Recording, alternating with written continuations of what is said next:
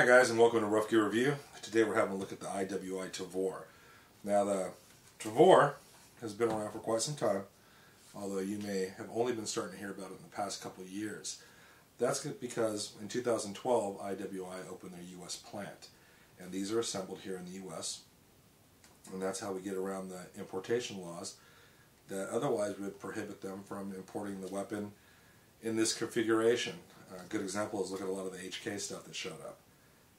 The USC, the SL7, they had to be configured differently to be imported here. But happily for us, IWI has a factory here in the US, and this is assembled here. Now you will notice on this, like the barrel says made in Israel, but the weapon's assembled here in the US, and you'll even notice too on the magazines, it's going to come with a magazine just like this, but in the little circle here it will say IWI, and it will say made in the US. Now this is an identical magazine, but this is made by CAA, and it's made in Israel. So if you're looking for replacement magazines, you can look at the CAA ones. Otherwise, the weapon itself, this is a phenomenal rifle. This has been around for a long time. This IWI is Israeli Weapons Industry. It's a division of IMI, which is Israeli Military Industries. This was a collaboration between the IDF and IWI.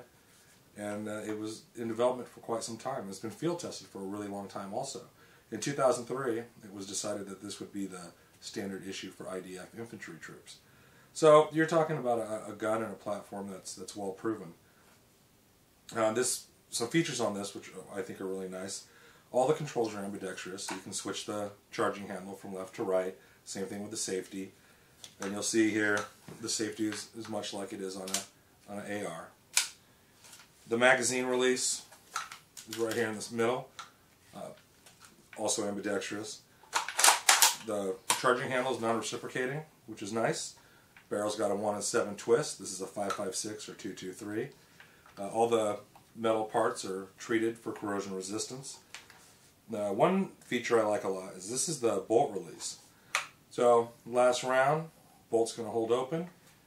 You remove your magazine, pop in a new one, boom. Bolt goes forward, round's loaded, you're ready to go again. I noticed when we were out testing this and practicing that it really made it real fast to reload this weapon. Another thing is this is a bullpup. Some people like bullpups, some people don't. I'm starting to become a real big fan of them. And a couple of the great features on bullpups is one that it's a very short weapon, but you're still getting that 16-inch barrel, in this particular case 16.5-inch barrel. So you're not losing any barrel length with that, but you're still getting a real small, close quarters weapon. And this platform, it's a big advantage. If you were having to clear a home and you needed to open a door, well, because all the weight's back here, this is very light, it's very well balanced, and you can just hold it with one hand. And you could be accurate when shooting with this, one-handed. So you have that ability to open a door, look around. It's going to also come with a rail on this side. We went with an Inforce LED light. We've been having really good luck with Inforce lately. We have them on a bunch of our weapons. They've been beat and banged around, and they haven't failed us, so we're pretty happy with them. The optics that we went with this is a Mepro 21. It's from Mepro Light. This is an Israeli company. They're imported and distributed here by the Mako group. You can look through our videos. There is a video that's just about this Mepro 21. We were lucky enough to be able to talk to Dylan Saunders at SHOT Show, and he's the regional manager for the Mako group, and he had tons of information and knowledge on their optics. So if you want to have a look at that video. A couple things on this, you'll notice there's a little button up here, which is where you be operated by your thumb. There's another optic that Mepro has that has a built-in laser, and it connects to that button, and that's how you would activate it. Hopefully pretty soon we'll get our hands on one of those, and we'll show you that. One thing people have asked me about before is what is this for? They think it's a lock or something like that. It's not. This is how you remove the barrel. There's a tool that you would insert and turn, and that enables you to take the barrel off. Now, we haven't had a need to do that yet, but when we were at SHOT Show, we did try out the 9mm Tavor. You'll actually see that in the video where we're out shooting it. And if you bought that conversion kit, then that would be key, because you take the barrel off and put the 9mm barrel on, the bolt and magazine, and you're good to go. You have a different caliber platform with this, which is nice. Other than that, gun weighs 7.9 pounds, empty. The overall length on this is 26 1/8. It's going to be a little bit longer if you get the 18-inch version. This is the 16.5-inch version in black. They make them in FDE also. And it's a great weapon. This is awesome. We've really been having a good time with the Tavor. One thing on the Tavor is the trigger. You're going to hear it from a lot of people that the trigger pull is very heavy. Some of the guys out at the range, they really didn't like it. That's what they were blaming their poor accuracy on. And there is some validity to that. A heavier trigger and a longer trigger pull, it can result in you being off when you're shooting. That's why match triggers are so light. There's a simple procedure you can do, and we'll show it to you here in the video. And you can shave a few pounds off that trigger. But for me, I mean, it really didn't bother me. I didn't have an issue with it. I wouldn't really consider this, a really long-range weapon. More close quarter stuff. And when we were out practicing, I wasn't having any problem hitting my targets at 50, 60 meters. So I liked it. This was a great gun. And check out the video, the rest of this video, and okay guys, here we have the Tavor again, and we're going to show you the trigger group. We'll show you that modification that you can do to the trigger, and show you how to get the bolt and piston assembly out of here. So this is real simple. There's just 3 pins that hold everything together here. Now remember, all the guts in a bullpup are in the back, so all the action's back here. This is just really the barrel, and they've moved the grip and trigger forward.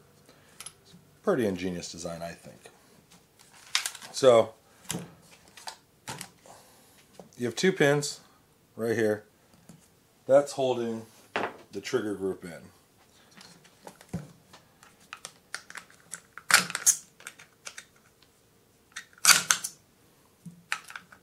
Now the pins won't come out all the way, which is nice because it means you won't lose them. This is the bolt release.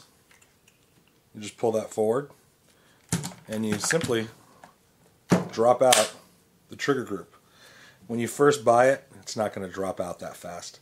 But we've taken it apart quite a few times and cleaned it, so it drops out pretty freely.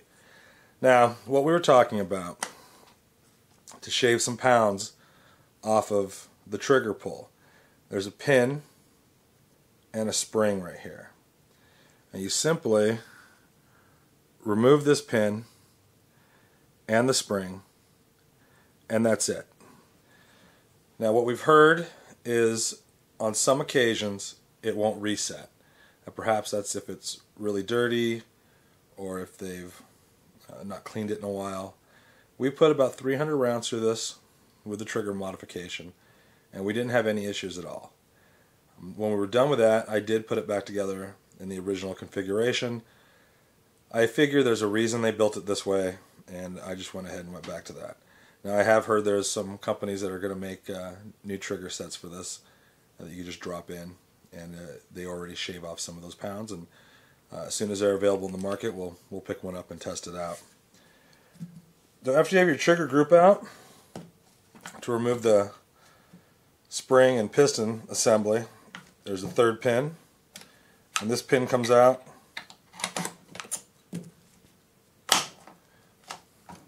The butt pad is on a hinge. Swing that down, and you pull out your bolt and piston. Give you access to the barrel so you can clean your barrel, clean it all up, put it back together. It's pretty simple.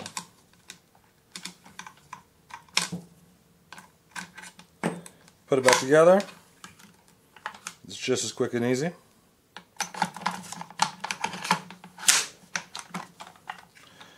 And this is the one thing I like about guns that were designed to be bullpups. Because unlike the kits that you buy to modify a rifle, you normally have to take the stock back off to get it to work. But when they're built and designed to be bullpups, you know, it's much nicer. So, with that said, as far as the rest of the gun goes, we've gone over some of the other features. Again, give you a little close-up on the flip-up sights. And I don't know if you'll be able to see, but you can definitely get a co-witness with that. And that would work just as easily if you put an EOTech on this, or an aim point, something else like that. Again, the safety, just like a AR-15. Everything's ambidextrous. You can switch the charging handle over to the other side. You can switch the safety over. Obviously, the magazine release is already ambidextrous. Here in California, we have to install bullet buttons on these. So, although you can see the mechanism in there working, it doesn't actually release it. Also, if you're in California, you're going to have one other problem, is that this overall length in this gun is 26 1/8 inch. That doesn't meet the minimum requirement in California, which is 30 inches. But happily, you can pick up an extension for the barrel, and you simply unscrew the flash suppressor that's on it, and you screw on the extension. It's nice, you don't have to pin or weld this on. The barrel on this is a legal limit.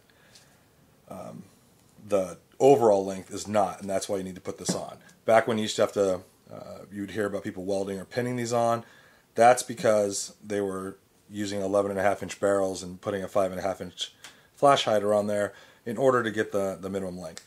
If you're not in California, good for you. You don't have to worry about our laws here, and you don't have to jump through the hoops like we have to. But thanks for listening. Get a little bit of an idea of what your brothers over here in California have to go through when we're dealing with our weapons, and maybe you'll have a little sympathy for us.